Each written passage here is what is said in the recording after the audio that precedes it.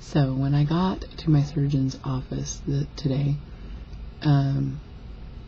there was a new lady doing the fills, and I'm not sure where I should start with this story. Well, let's start with what makes me look worse. I don't like people as a general rule. I'm not a big people person.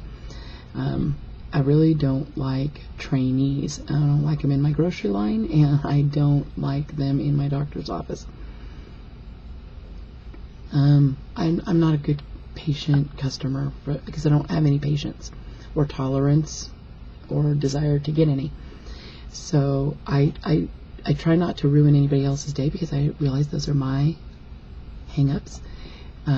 So I have a standing arrangement with my physician's office. I only have an appointment at 1 o'clock in the afternoon because it is the first appointment after lunch. That means I don't have to wait in the waiting room with a bunch of people and their kids that they haven't bothered to train to behave, and I don't have to listen to them in their phone conversations on the cell phone, because that is a huge pet peeve of mine. I absolutely detest sitting next to somebody yakking on their damn cell phone. So I don't really so anyway, you can figure I'm not a lot of fun.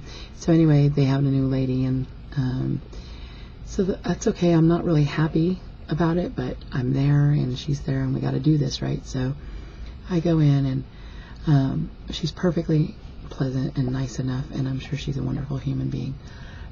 She also has a band and has a lot to say about it, which I also don't like. I don't want a lot of talking. The ideal appointment is with Lori, because she may not be much on personality, but I will tell you she is quick and efficient and painless. And for that, she can be my bestest friend. But this lady is a little bit nervous because she's still new, and she's slow, and she hurt me, and it stung, and when she started having problems getting the needle in, she immediately started talking as if that may calm me, because apparently the majority of people are calmed and reassured through, constant talk or stroking the hand or hugging or something like that. And so let me just say here, for those who don't know me, those who do, they already know this. I never in life seek or derive comfort from human beings. Not in the way of conversation, not in the way of human contact, people do not comfort me. They make me way more sketched out than I already am, and I'm not comforted by people, and you can probably imagine there's some things in my past that have caused that to be. But when she starts talking, the only thing I can think is, I just prefer that you just shut the fuck up and pay attention to what the hell you're doing. But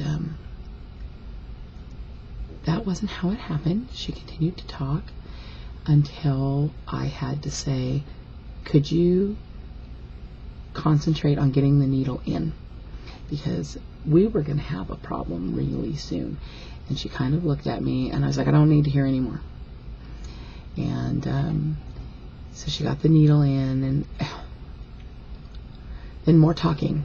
Okay, and I just, shut up. I don't like small talk. I don't want to chit chat. If I have a question, I know how to ask it. I really just want that appointment to go quickly and painlessly. And I want you to be able to see on the chart that I'm 6 months into this, and I probably don't need the little lesson on how the fluoroscopy works. I'm well aware.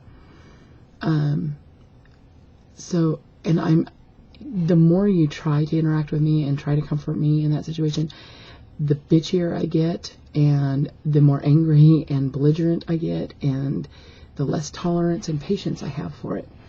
So yeah, it ended up not being a whole big fun afternoon. Although, like I said, I'm sure she's perfectly pleasant. At any rate, my fill, we tried to do 0.4 cc's on my fill. And with that, there was a little reflex when I drank the barium. And I didn't really want to get into a situation where I had to go 5 or 6 days with really struggling with a restriction that was probably a little too tight. So we took it down, and I did another 0.2 cc fill today. Supposed to be on liquids and very soft, like puddings and stuff like that, for 2 days. I usually only do it for the day of the fill, and then I do my own thing. I'll try food tomorrow if I'm hungry. One of the things that I experience with a fill is that I generally lose my appetite for a few days after a fill. I don't know what the trip is with that. I haven't eaten anything since yesterday. I was starving when I went in for my fill this afternoon, and I was hungry probably for a couple hours afterwards. I did come home and fix a little bowl of soup, and I ate probably a quarter cup of that before I just couldn't. I was full. That was enough. And now I've noticed that there's nothing happening. I'm not hungry at all. I have no appetite. So, and that's been pretty typical and consistent with how I react to a fill all these months. So now I'll be watching. So I pay attention every month to see if it's the same. So if this month is the same as every other time, what'll happen is anytime from tomorrow to the next 10 days, I will start to lose. And when I start to lose 2 and 3 and 4 pounds a day. And I do that for several days. And then it tapers off. And then I may even gain a pound or 2. And then I'll be down 3 or 4. And then it'll kind of go like that for a few days, and I'll waffle back and forth. And then I'll plateau again. So sometimes I do a big dump right after the fill. Sometimes I have that delayed, thing where it takes 7 to 10 days. So this morning when I got on the scale, I was even. So I was at 122 pounds lost, and I hadn't lost anything the last 2 days, I don't think. So tomorrow when I get on, we'll see what happens. And the true test will be,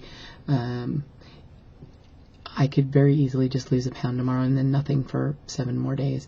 I'll know when I'm in a lose cycle when I have a couple of days back to back where I do 2 or 3 pounds, and then I'll notice for several days it'll go as high as 4 pounds a day. So, and then that'll taper off after several days. So that was my day. I know it really makes me sound like I'm just a bitchy, cranky cuss. It's because I am. I don't know why. Well, I do know why, but I don't want to share it. And we all have our secrets, right? I will see my next, the next fill appointment is January 28th, which is 6 weeks out. I'll go back to Lori for that. I hope I can get 6 weeks. It would be nice to make it all the way with my restrictions still intact.